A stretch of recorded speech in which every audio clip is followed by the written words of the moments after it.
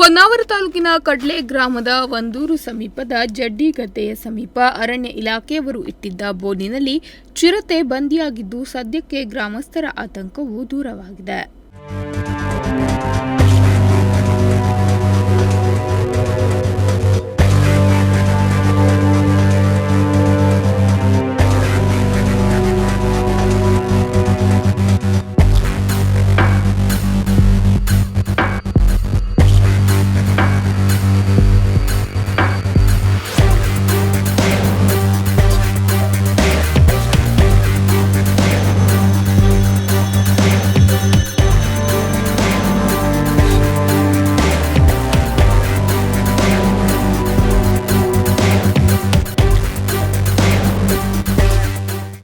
ತಾಲೂಕಿನ ಗ್ರಾಮೀಣ ಭಾಗದಲ್ಲಿ ಇತ್ತೀಚಿನ ವರ್ಷದಲ್ಲಿ ನಿರಂತರವಾಗಿ ಕಾಡು ಪ್ರಾಣಿಗಳ ಹಾವಳಿಯು ವಿಪರೀತವಾಗಿತ್ತು.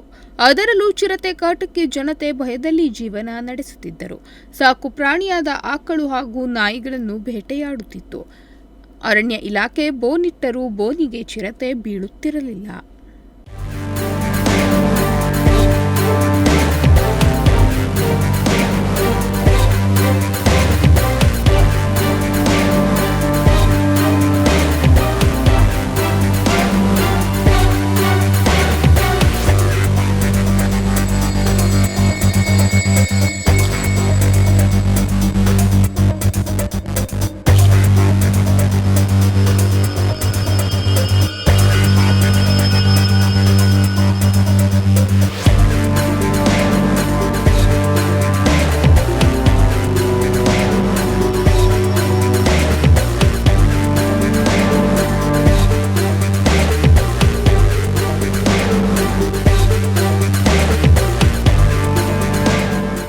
ಶನಿವಾರ ಮುಂಜಾನೆ ಸಮಯದಲ್ಲಿ ಒಂದೂರು ಸಮೀಪ ಕೊನೆಗೂ ಚಿರತೆ ಬೋನಿಗೆ ಬಿದ್ದಿದ್ದರಿಂದ ಈ ಭಾಗದ ನಿವಾಸಿಗಳ ಆತಂಕವು ಕೊನೆಗೂ ದೂರವಾಗಿದೆ.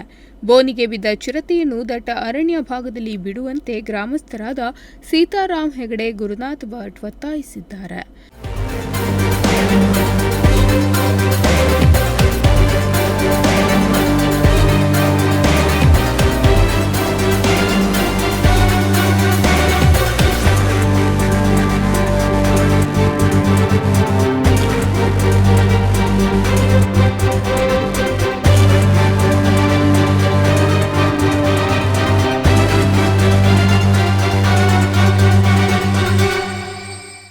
ನಾಗರಾಜ್ ನಾಯಕ್, ನುಡಿಸಿರಿ ನ್ಯೂಸ್, ಹೊನ್ನಾವರ.